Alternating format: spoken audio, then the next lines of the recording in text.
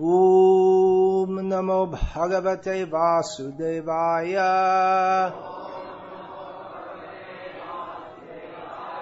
Om Namo Bhagavate Vasudevaya. Om Namo Bhagavate Vasudevaya.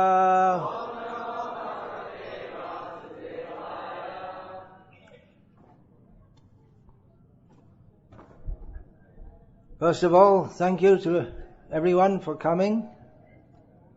There's no festival without attendees. We have devotees coming from many parts of India, especially from here, Tamil Nadu. Large contingent from Telangana, a large contingent from Gujarat, devotees from different parts of the world. We have quite a large group from Russia. Did all the Russian devotees come? Some of them are here. But I saw a bigger group last night. From Croatia, Miro has come. Our resident devotees from Slovenia are here. Bhagavatanand came from London in England. And then from America, some devotees came. From Dubai, Kuwait, Sri Lanka, Singapore. Anyone came from Nepal? Doesn't seem like it. Australia? Anyone? No. Okay. So, thank you all for coming. Switzerland? Any Swiss? Did you see Vasudev? Some came from Switzerland? No. Okay.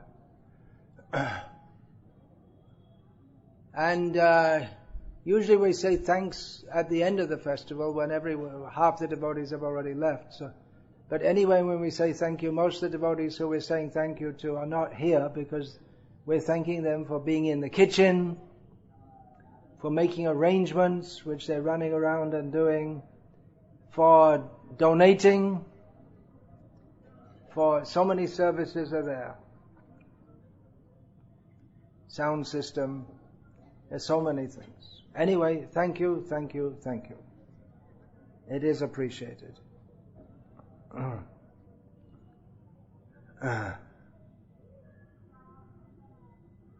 Oh.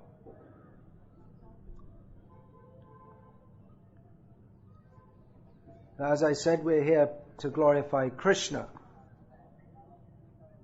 You might think, well, we're here to glorify Bhakti Vikasa Swami. Well, that's also true, but we should remember that the center is Krishna.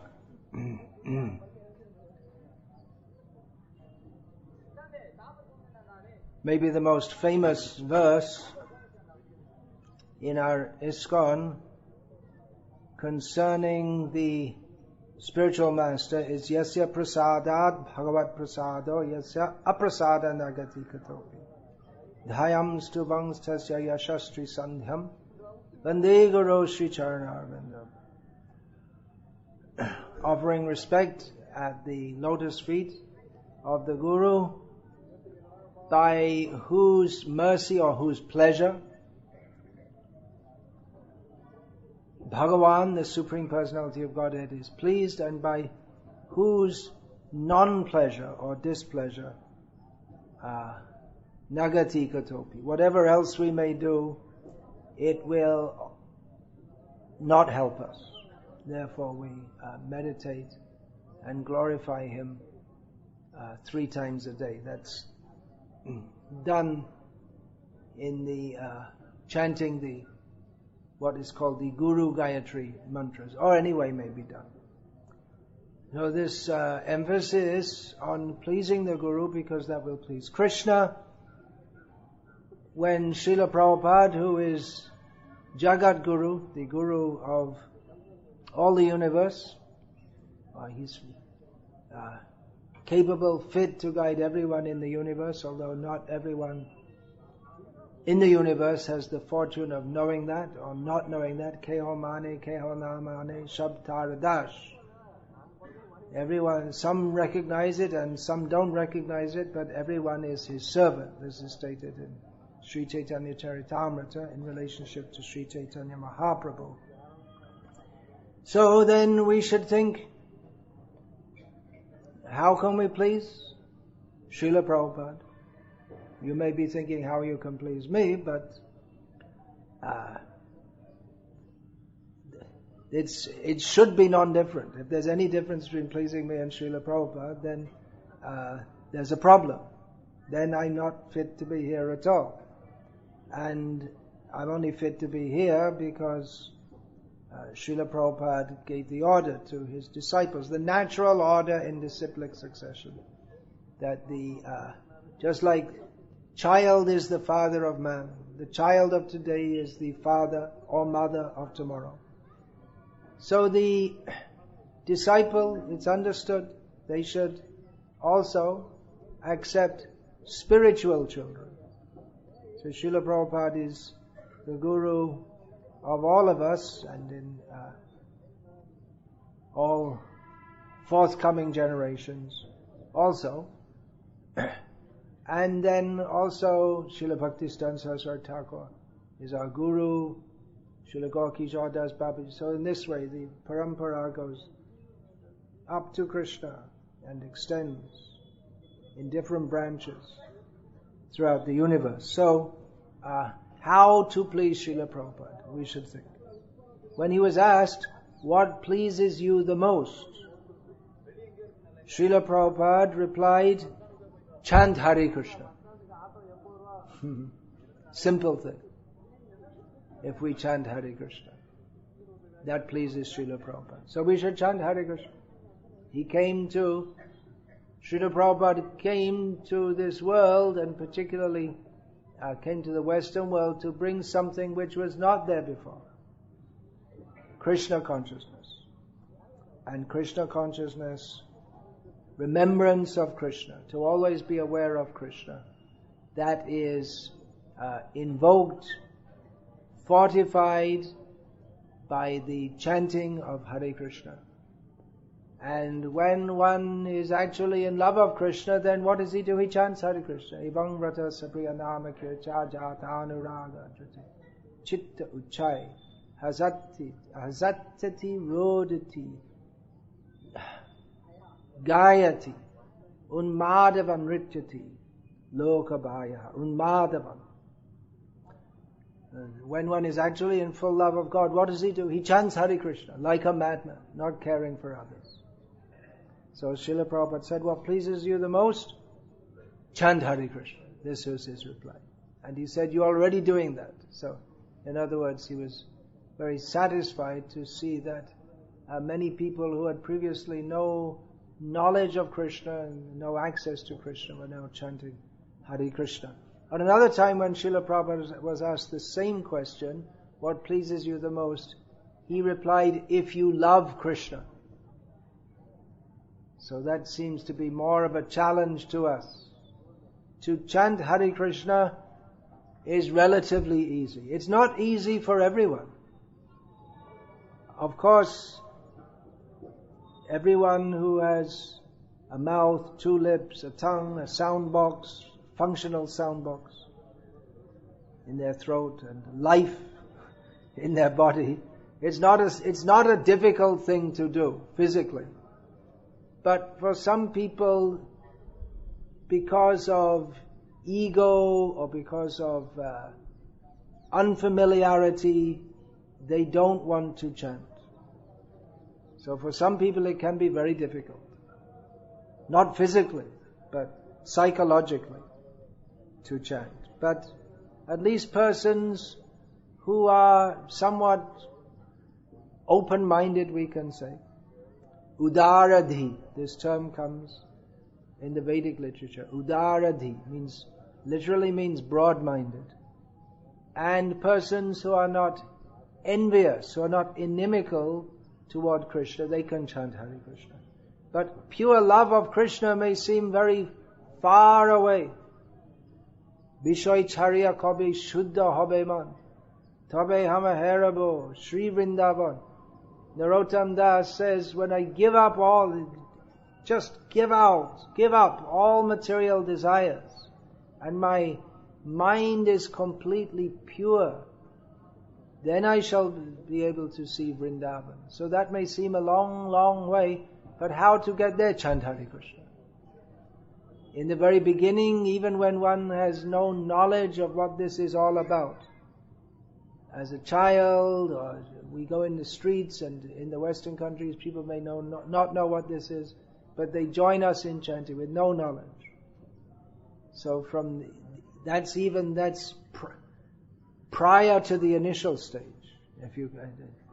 It's not even really in Krishna consciousness at all. But when one comes into Krishna consciousness, then chants Hare Krishna. And when one is in the perfectional states, chant Hare Krishna. There is chanting Hare Krishna in the stage of purification, and when one is fully pure, then one naturally desires to chant. So that will please Srila Prabhupada. If you want to please Srila Prabhupada, chant Hare Krishna. It's a simple formula. But we should also chant specifically with the intention of developing love of Krishna. Developing means uncovering, that is within everyone's heart, and becoming free from material desires and free from offenses. Niraparadhe nama loile pai prema dhan. How can one achieve love of Krishna? Chaitanya Mahaprabhu gave the formula: if we take the holy name of Krishna without offenses. So that when Srila Prabhupada instructs us to chant Hare Krishna, we may chant at any stage, but real chanting is in the stage when we're not anymore making any offenses. Chaitanya Mahaprabhu also gave another formula how to chant Hare Krishna in such a manner that we can attain pure love of Krishna very quickly. Harshe Prabhu kahe shuno shurup ram rai ki rupe nama loile prema upajai. He's smilingly or laughingly, Chaitanya Mahaprabhu said to his two intimate associates, Swarup Damodar and Ramarai, I will now tell you the manner of how to chant Hare Krishna so that prem, Krishna prem, will arise in the heart. So what is the manner? What is it? That one should sit with one's back very straight, or regulate the breathing, so one breathes in one time and then 3 Hare Krishna mantras and breathing out. Nothing, no such thing. What is the answer? Anyone know? Does anyone know this? Trunada pisuni chena torori vasahishtana amanina manadena kirtaniya saraharihi. Another well-known verse, easy to say, but it seems difficult for us to actually develop that. To think oneself more low than grass. To be more tolerant than a tree. You see the trees here, they have to stand up in the hot sun. We have some shade, but the trees have no shade. They give us shade. There's a whole description in Chaitanya Charitamrita. If they're cut, they don't protest. They give fruit, flowers, so many things. They just give, and they don't protest. If even their life is taken for the service of others. So the tolerance of a tree. Ready to give respect to others, not interested in being respected oneself. In this state of mind, one can actually chant the holy names of the Lord constantly. So, then why have a guru at all if you're just chanting Hare Krishna? Well, that is required to guide one on the path by which one can come to Niraparadha Nam, Shuddha Nam, the chanting of the holy names without offenses. that is required. Chaitanya Mahaprabhu, who quoted Hare Nama, Hare Nama, Hare Nama, Aiva Kevalam Kalo Nastreva Nastreva Nastreva Gatiranyata. He preached this everywhere, here in South India, here in Kanchipuram also. He preached from Shastra that the holy name of Lord Hari, Krishna, is the only way, the only way, the only way. In this Kali Yuga, there is no other way, no other way, no other way to achieve the desired goal.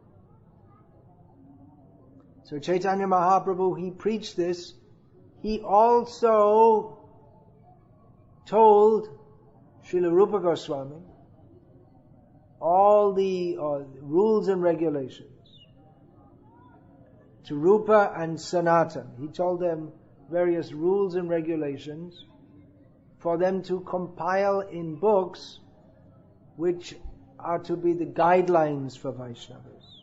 So, holy name alone, this means that the holy name is the basic process.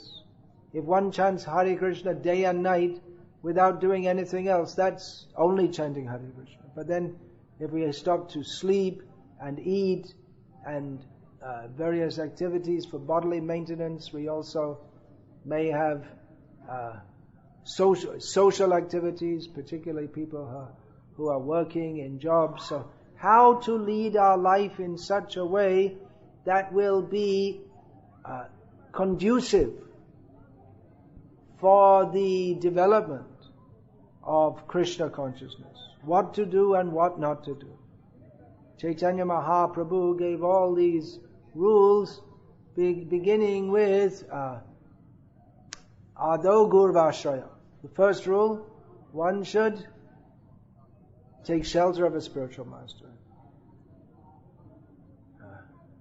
Krishna Shikshanu Dikshana. One should take instruction from, one should take initiation from, Vishrambhena Guru Seva.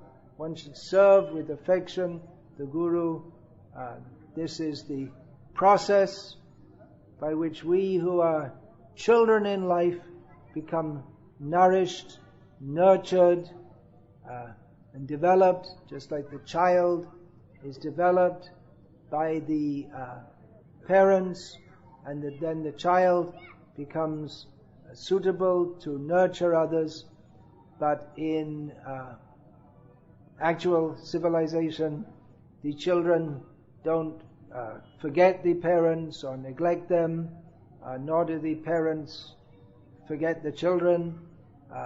They look after the children, look after the parents in old age. Of course, the guru-disciple relationship is not exactly analogous, because the body of the guru may become old, but spiritually should always be accepted in a superior position. In one purport, Srila Prabhupada writes that even if one becomes equal to the spiritual master in learning and realization, still he should accept a submissive position. And actually it's hoped that the disciples will become more than the guru. Of course, the disciples shouldn't think, I'm trying to become more than my guru. Srila Prabhupada does write in one purport that describing Nityananda Prabhu, who did more than Chaitanya Mahaprabhu, on Chaitanya Mahaprabhu's order, in spreading Krishna consciousness to the most unlikely people, the very people in Bengal from whom Chaitanya Mahaprabhu, at least superficially, left, finding them to be too troublesome.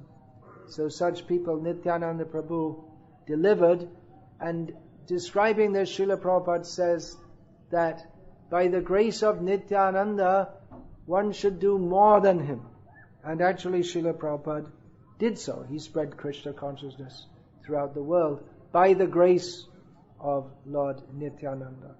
So one should not think, let me try to outdo my guru, but one should think, let me try to serve him in the best possible way, and then if Krishna so desires, although the disciple can never outdo the Guru, but still, in terms of service, it is seen that, for instance, Srila Bhaktisiddhanta Saraswati Thakur, in terms of spreading Krishna consciousness, did more than his Guru.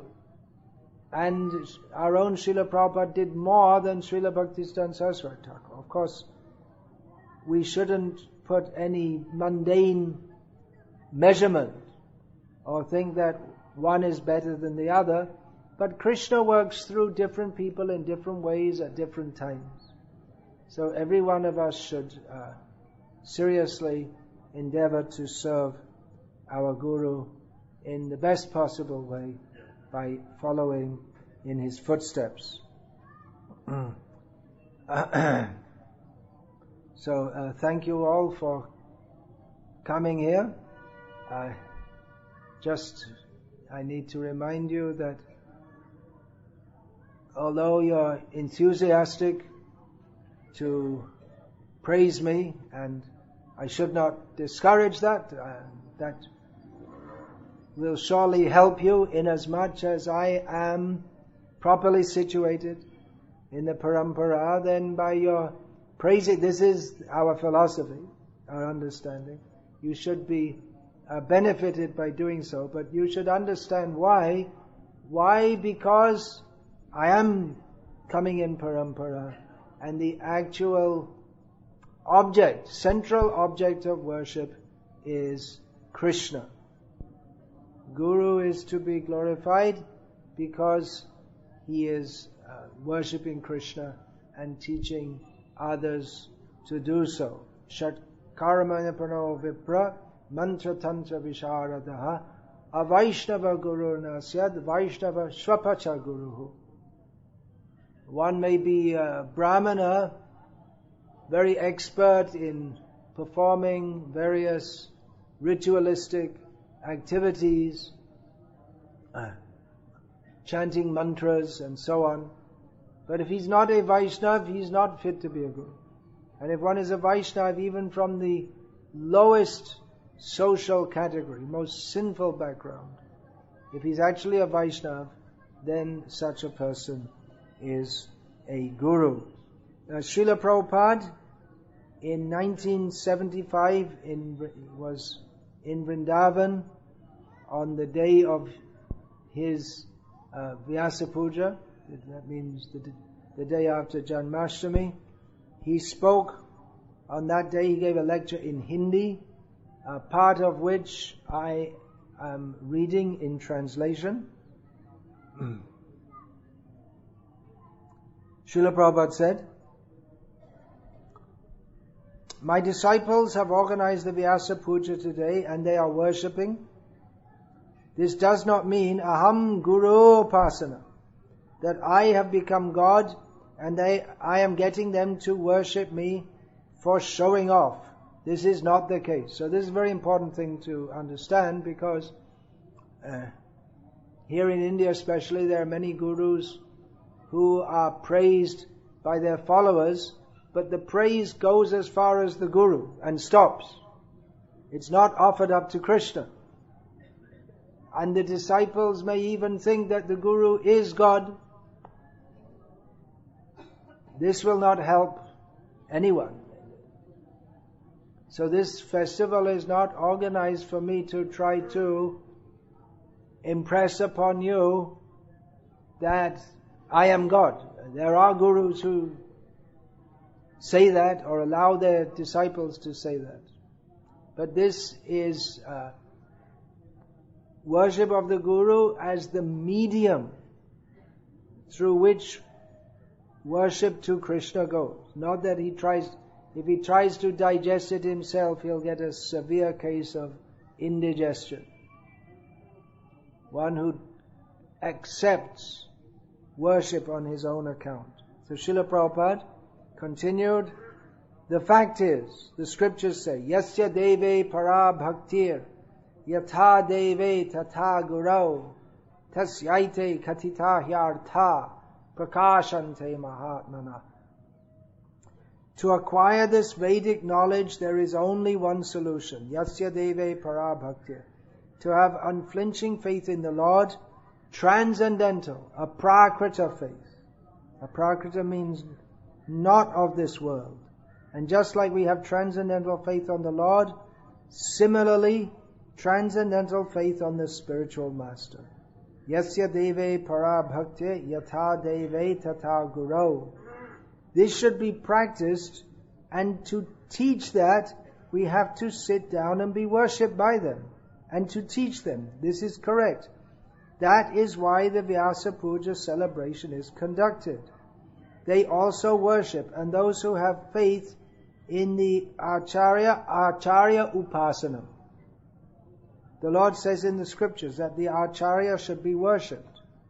So, all of you have so kindly come here, thank you. This Krishna consciousness movement, we teach this all over the world. Vedic Pantha, Shrota Pantha, Shrotriya Brahmanishtam. That means the Vedic path, the path of hearing the Shruti, Vedic knowledge.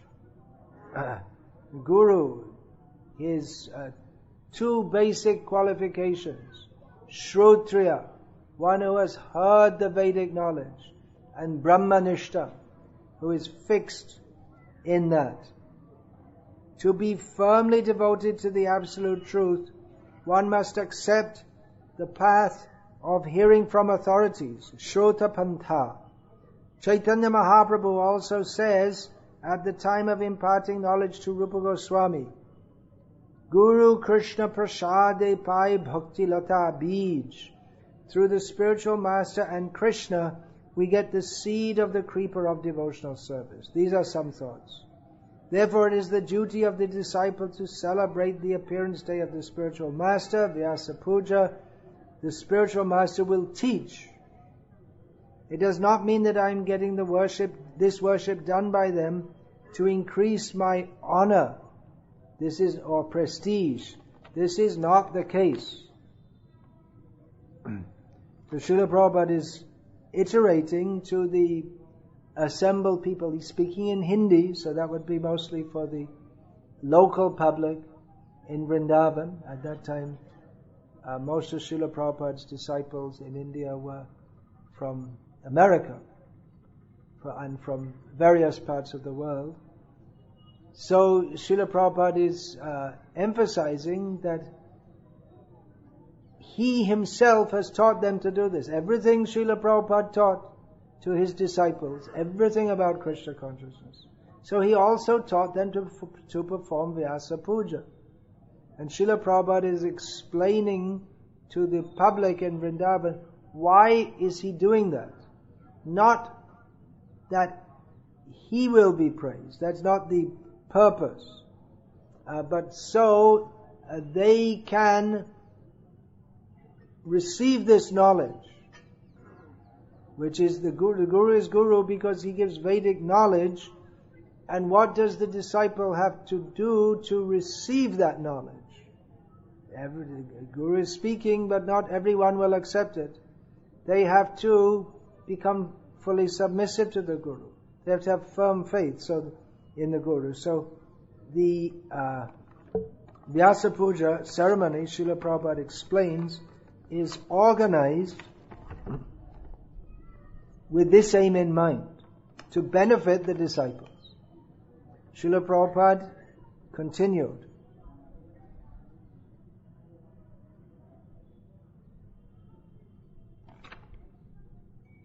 No, that's the end of that quote.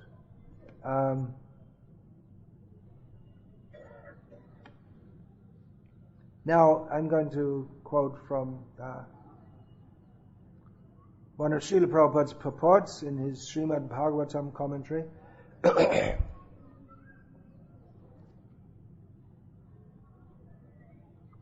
Srila Prabhupada writes,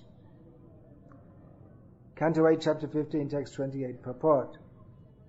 By the pleasure of the spiritual master, one can get extraordinary power, especially in spiritual advancement.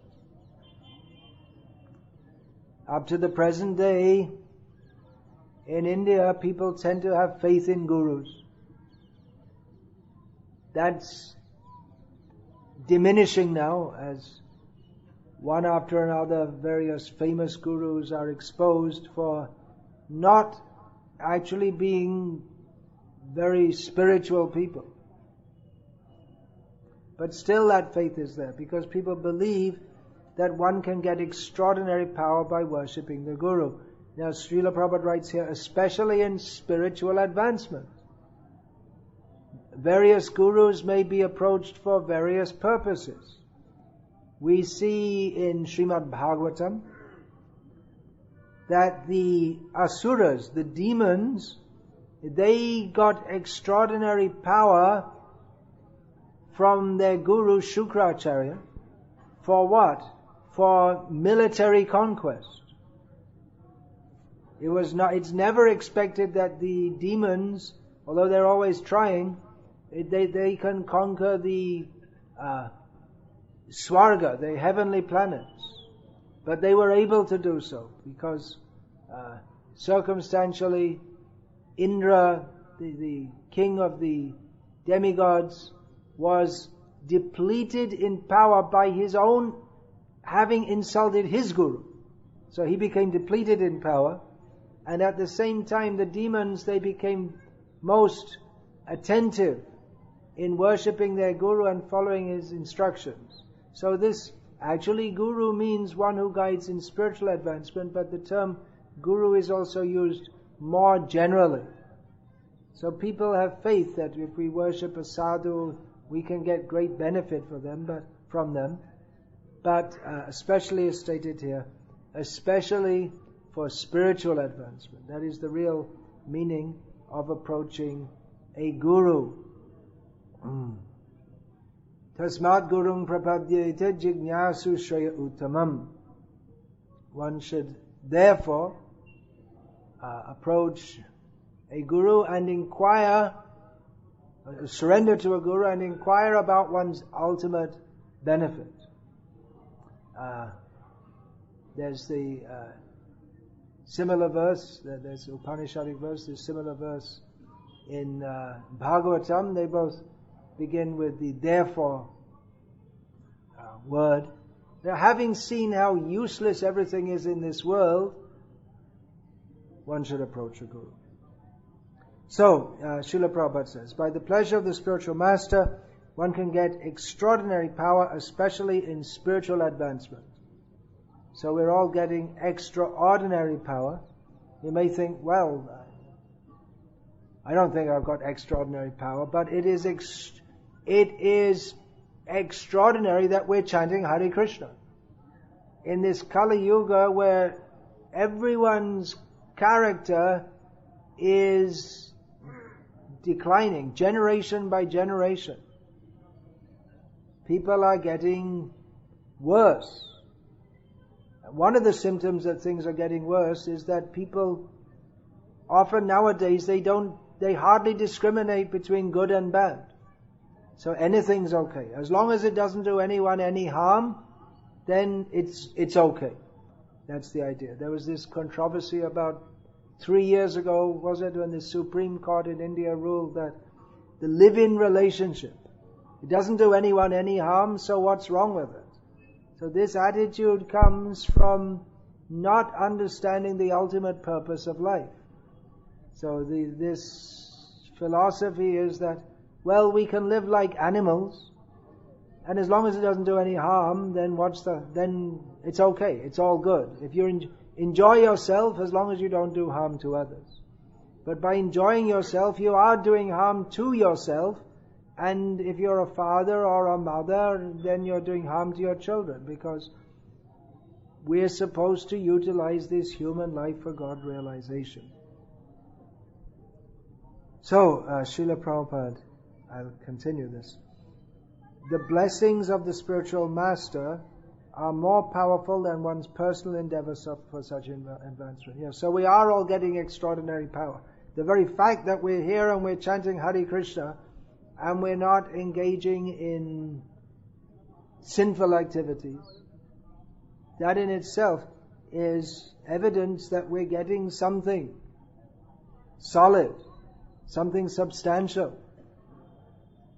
Otherwise, who will in this modern age will be interested in living a life of self-abnegation? Actually, our process is not self-abnegation. That means,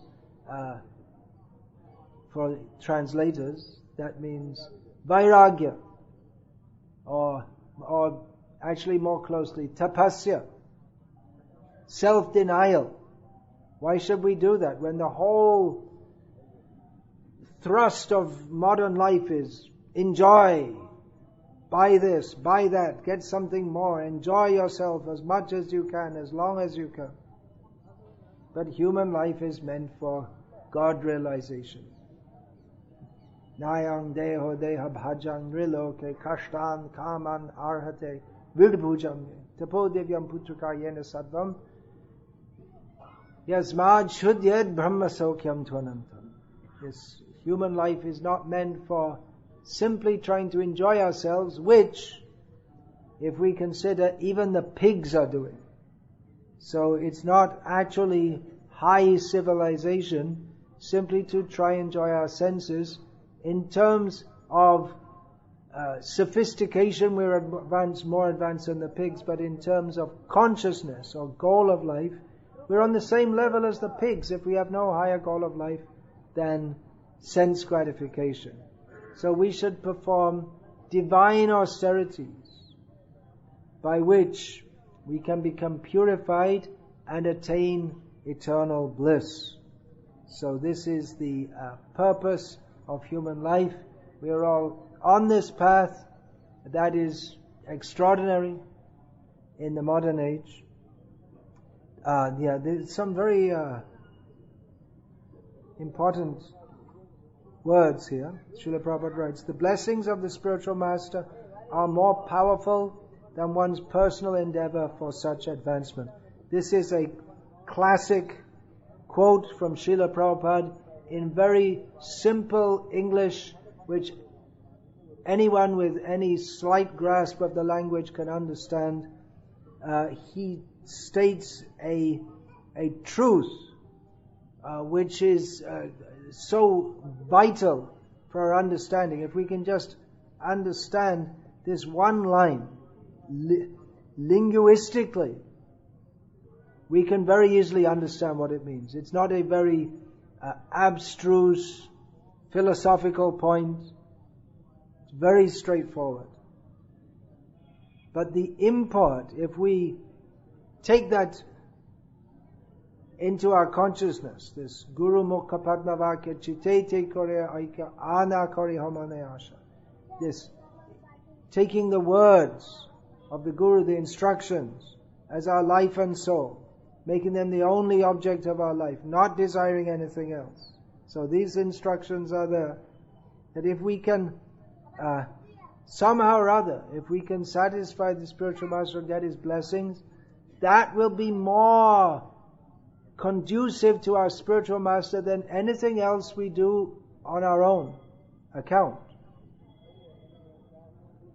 Now, that doesn't mean that we should stop chanting Hare Krishna and just try to, if we think that, well, Srila Prabhupada is pleased by book distribution, so let me do book distribution 24 hours a day till I drop dead, and then Srila Prabhupada will be pleased. No, Srila Prabhupada tells us to distribute books and to chant Hare Krishna also.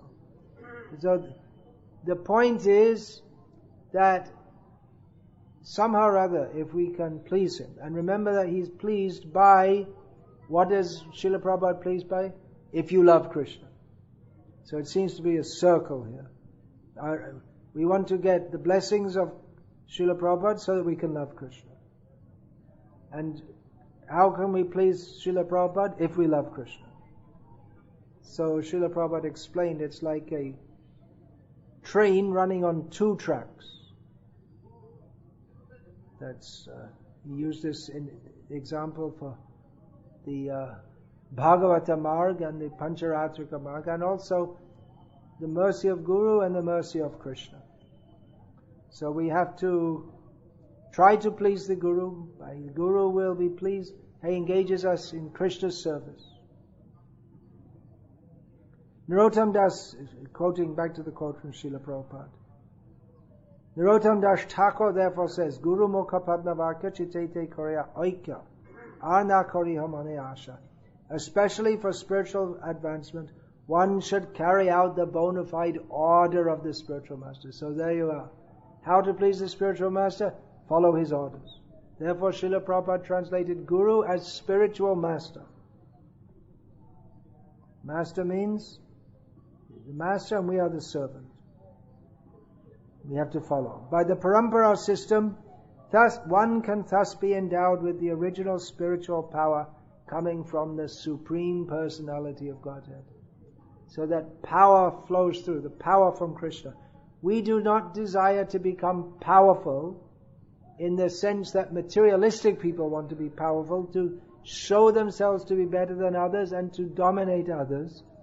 But we do desire to take power from the Supreme Lord so that we can overcome the material energy which is otherwise too powerful for us as very tiny living beings. We do not have the power to come out of this material energy. Durga, very difficult to go away from. But Krishna says, Devi yesha gunamai mama maya duratyaya mameva ye prapadyante maya metam tarantite. This energy of mind consisting of three modes of nature is very difficult to overcome, Krishna says. But if one surrenders to me, he can cross over it. So this power, the power from Krishna to become free from the material energy, and we may also pray for the power to communicate this power to others. That what we have got from Krishna in parampara system, we should want to give that to others.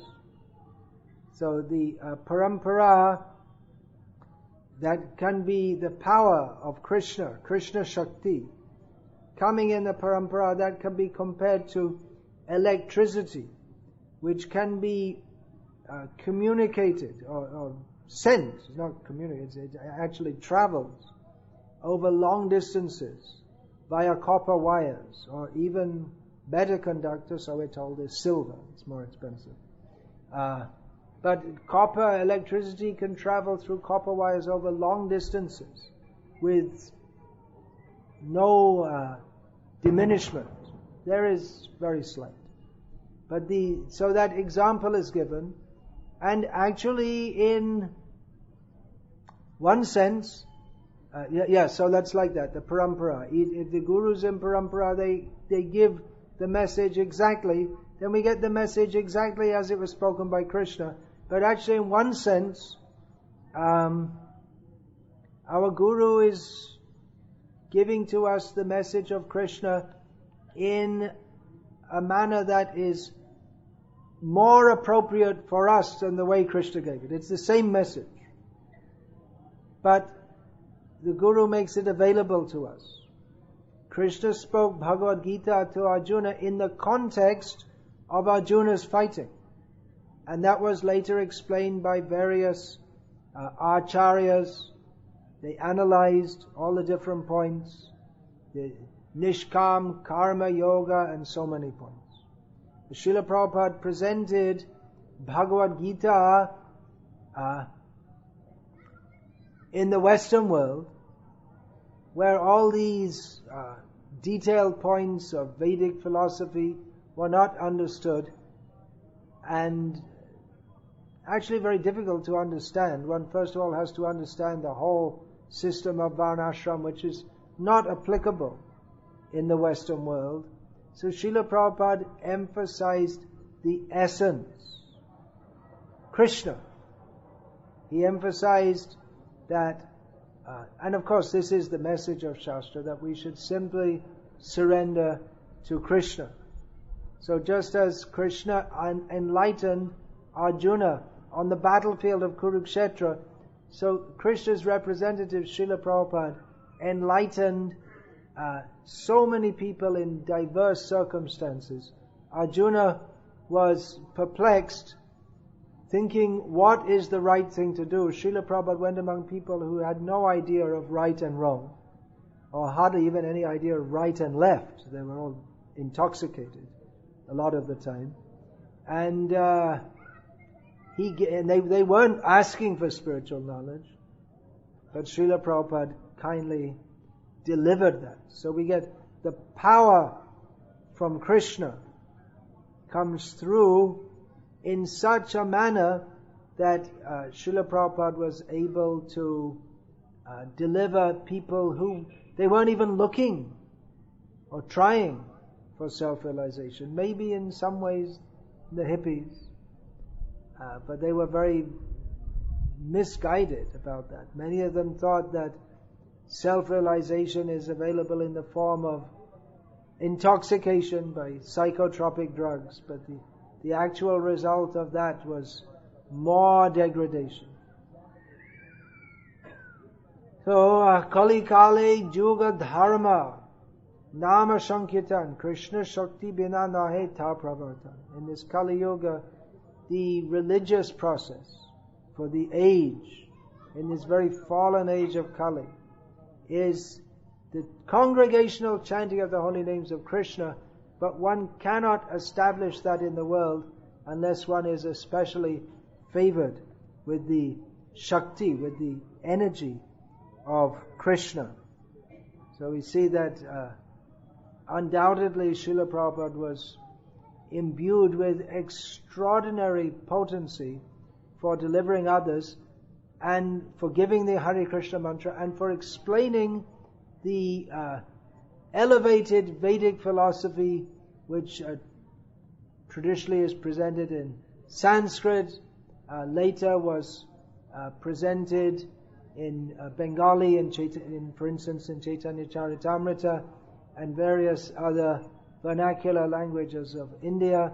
Srila Prabhupada explained it in a language which doesn't have the inbuilt ability for explaining such things, because such concepts have never been known in the Western world.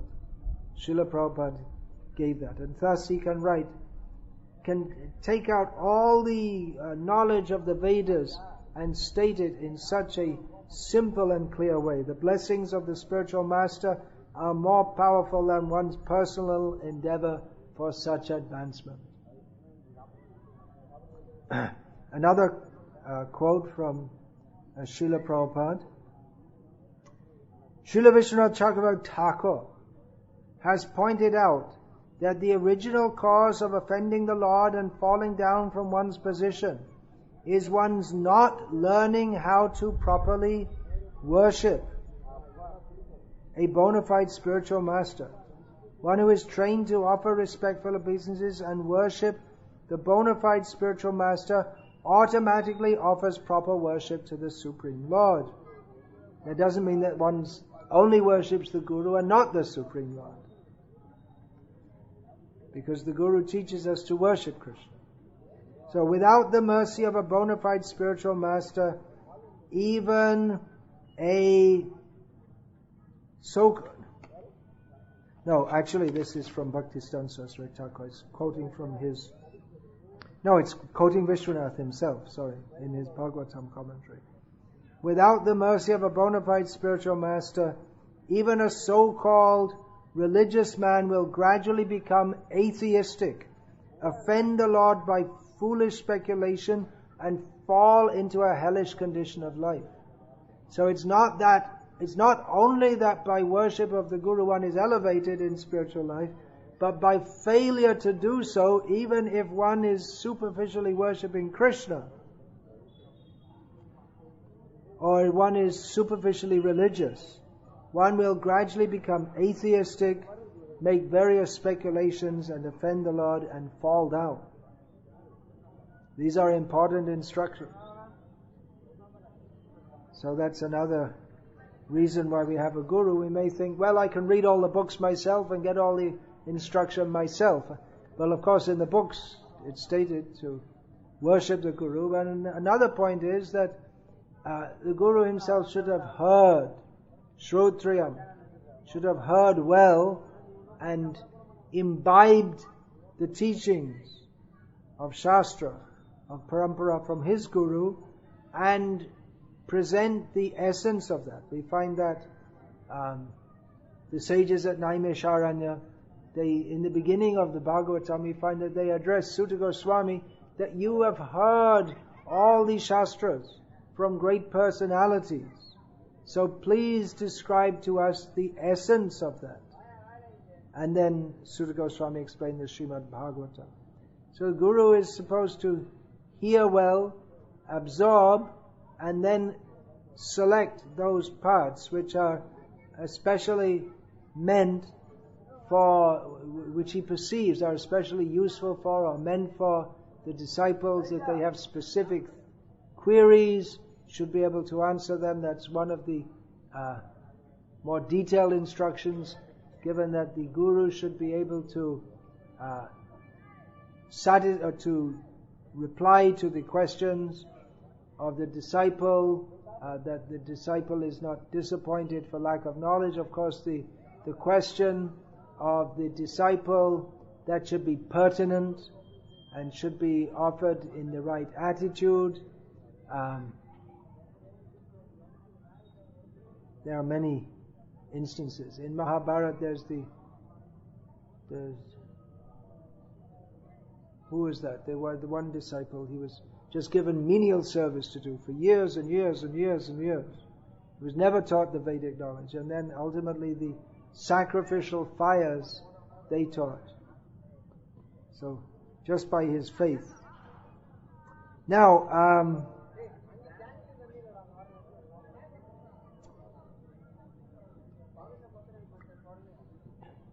within our Vaishnav world, those who have come to Srila Prabhupada, there are many who will say that this ceremony today is improper because only Srila Prabhupada should be accepted as a guru. He should be the guru for everyone in future. This Rit Vigvad. And others, they also don't propound Ritvikism, but they demand the highest possible standard for a guru. And actually, if one wanted to find out the highest possible standard for a guru and wanted to be sure that someone is a Paramahamsa in all respects, and applied a skeptical test, they'd probably find out that Prabhupada wasn't a Paramahamsa, because there were things that Srila Prabhupada did that were, you could say, unusual. If you look with a skeptical eye, you'll find something to find fault in. Now, that doesn't mean that my manifold faults put me in the same category of Prabhupada. I'm just saying that if you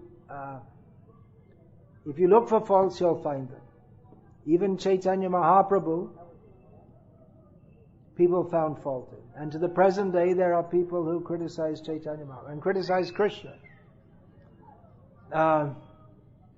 Anyway, the disciples are not supposed to see this, although some people will say, you should see it. Don't go there. Don't go to this Vyasa Puja celebration of Bhakti Vikasa. You'll be cheated. So, while admitting my manifold disqualifications, there is one qualification by which I am bold enough, daring enough, you might say foolish enough, to sit up here above all of you, who many of you, most of you, if not all of you, are performing devotional service in a manner that is at least equal to or better than what I'm doing.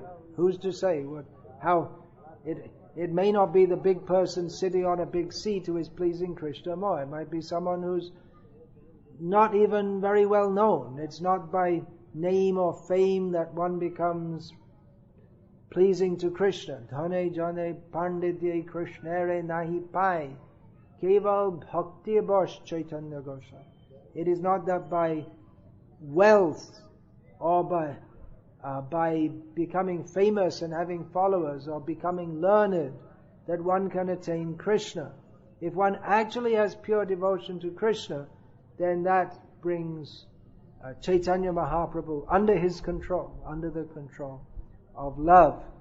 So many of you, I see, are serving Krishna very sincerely, very purely.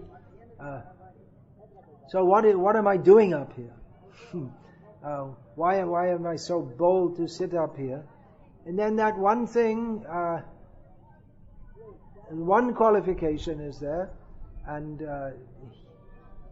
here I bring in one very important word. Maybe you're not very familiar with this word, but it's a very important word in our Gauriya Vaishnava lexicon. The word is Anugatya, which means, Srila Prabhupada often used this in English, following in the footsteps. Literally means to go behind, to follow. So, because I am following or attempting to follow Srila Prabhupada, who is the follower of his Guru, and so on, up to Krishna.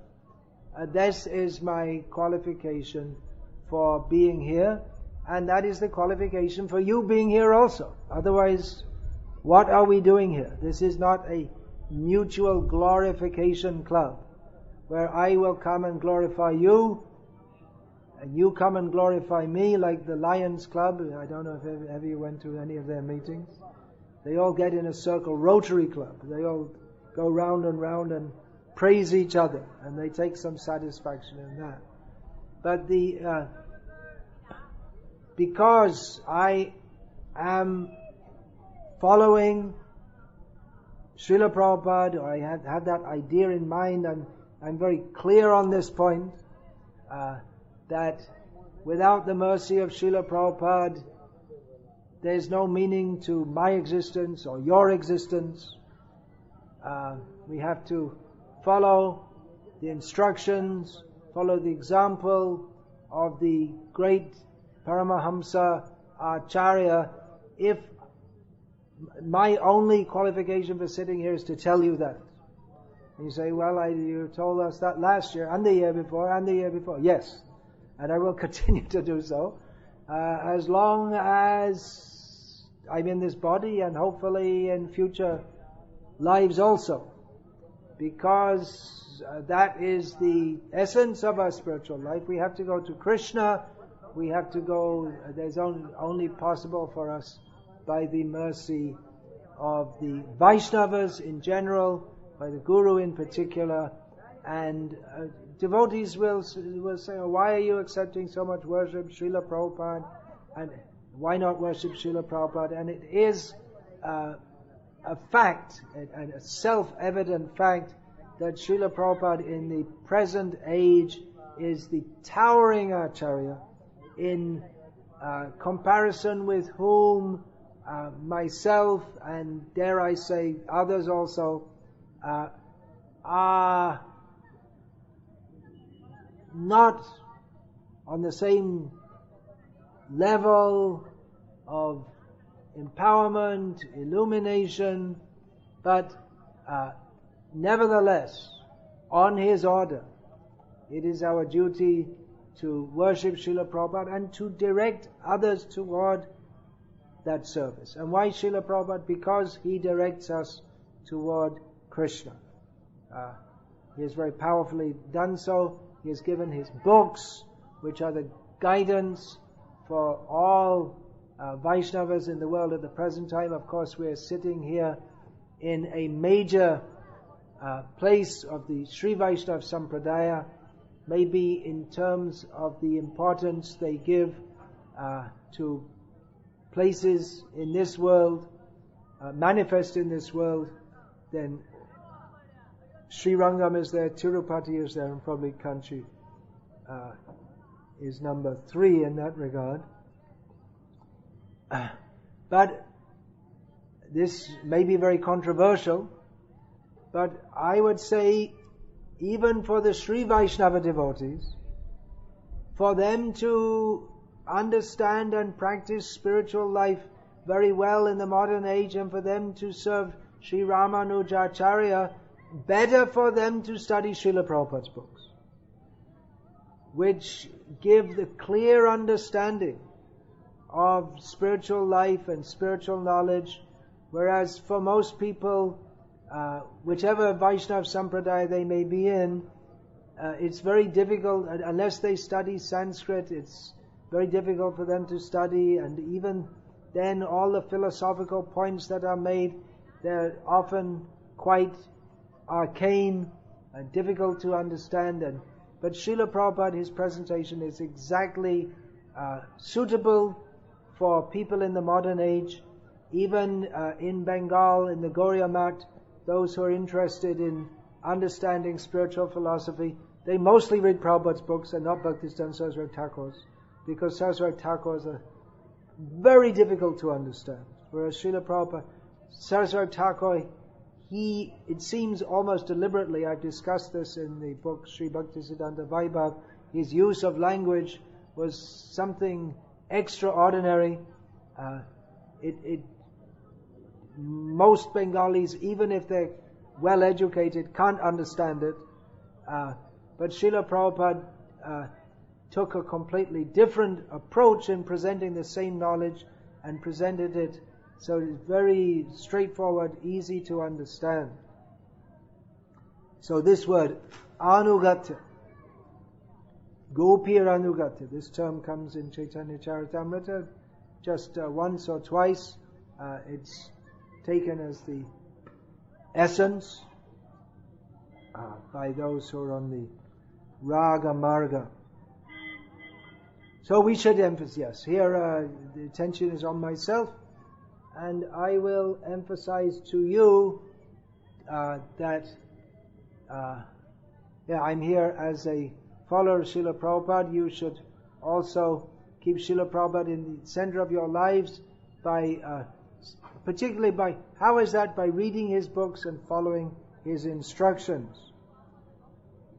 I see, sometimes I go in the house of some devotees and they have pictures of their guru everywhere, or a picture of their guru bigger than that of Srila Prabhupada. Or on the altar, it's very common, the picture of their initiating guru, the people in their home, the picture of their guru is bigger than that of Srila Prabhupada. But I'm very afraid of that. Please don't do that.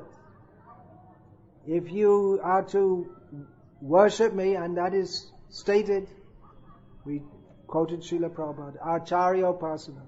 One is enjoined to worship the Acharya. So, as I have come in this position that you should worship me, and if I am to be a guru, I have to tell you to do that, because that's what's in Shastra, and I have to state what is in Shastra. But please do so. You can keep, if you like, you can keep a photo of myself in your house, but keep a much bigger one of Srila Prabhupada. On your altar, keep a picture, keep it smaller than that of Srila Prabhupada and the previous Acharyas. But sometimes we have because in the home altars, it can't be very big, there's not much space, so they're very small pictures of Srila Prabhupada and the recent Acharyas. So then, if you have to keep a small picture of mine also, which is the same size, at least keep it below that of Srila Prabhupada, because Guru means heavy, but I don't want to, I can't bear the weight of being thought of as bigger than Srila Prabhupada. How can I be more heavy than he? Whatever heaviness is there, whatever weight, that means substantiality.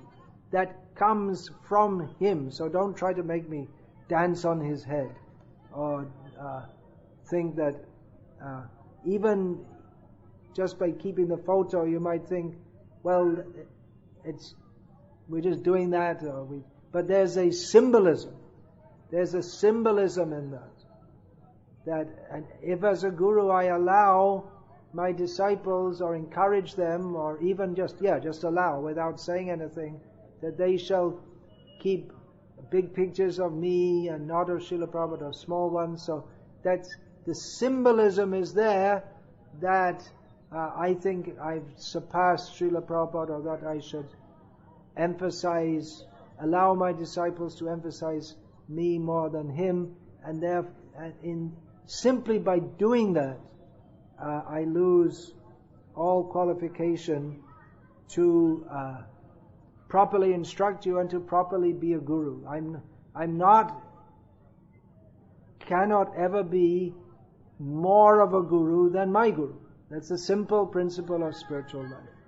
So we do emphasize Srila Prabhupada more than in our ISKCON we emphasize Srila Prabhupada more than the previous acharyas, in the sense that we read Srila Prabhupada's books, we perform Guru Puja to him every day. But we should understand why we're doing this. Understand that Srila Prabhupada is the representative of all the previous acharyas. Shri, what is that? Shri, he sings himself about Bhaktisiddhanta Saraswati Thakur. Shri Jagadguru Jagate Madhyayuru Krishna Bhakti De Thai Thai. He is that great Guru of the whole universe, who is in the whole world. He's a very great and powerful person because he distributes Krishna consciousness here and there, many places. So there's more or less the same point I make, maybe in slightly different ways, every year. Because it's so easy to fall into a simplistic idea and not understand who I am, who you are, what is our Sambandha Gyan. Where do we fit in the universe? Well, we don't really fit anywhere in the universe. We're supposed to fit in the spiritual world. Where is our picture? Where do we come in the spiritual hierarchy? Srila Prabhupada in Japan, negotiating the cost of printing his books with Dai Nippon Company. After the executives left, they left their visiting cards on the table, and they left one junior executive to look after Srila Prabhupada and Brahmananda, who was accompanying him. So then Srila Prabhupada immediately started preaching to this young Japanese wannabe business executive. I don't know how you translate wannabe in Indian languages. So then Srila Prabhupada said to him, "What is your aim of life?" And in reply, the young businessman, he gathered all the cards on the table, put them in order with the company chief executive on top and his own at the bottom. And then pulled his card out and put his on top and said, "That is my aim of life." So our aim of life is to be on the bottom. And we are on the bottom. We shouldn't think that, well, actually I'm very great, but I'm being humble. Actually I am very great, but now I'm a Vaishnava, so I'm humble. No, that's the wrong understanding. We are constitutionally insignificant. And if we understand that, that is the beginning of our spiritual life. Then we have to understand who is great. Krishna is great. Who else is great? Well, we may say that according to some systems of religion, Allahu Akbar, only Allah is great, and no one else should be worshipped. Even Muhammad should not be worshipped. Only Allah is to be worshipped. But the Vaishnava religion is that we worship Krishna, and Krishna himself says that his devotees are to be worshipped more. Mad bhakta puja bhyadika. while describing to Uddhava the whole system of worship in detail, Krishna says that whatever worship you do for me, you do for my devotee more. So we are insignificant. Krishna is very great. We have to link with Krishna via his representative. So Krishna says, you worship my devotee more. He doesn't say you not to worship me, but he says to worship my devotee more. So we should find out who is a devotee. Who is a devotee? Krishna tells Arjuna. Who says that he is my devotee? He is not my devotee. Who says that he is the devotee of my devotee? I will accept it. Of course, Krishna himself told Arjuna, you are my devotee. Krishna, you are my devotee. Therefore, in speaking Bhagavad Gita to you. So some devotees, they have a direct link. We are very small, insignificant jivas. We have to pick up our link with the devotees who manifest in this world for the service of bringing the fallen souls back to Krishna. Hare Krishna. I'll finish there for now, and hope to see you all again at 11 o'clock it's supposed to be. 10:30 bhajans. I may come early because it's a tight schedule. So, alright, everyone please go and take prasadam to your full satisfaction, or less. Usually we say or more, but better less if you want to stay awake. Some practical advice.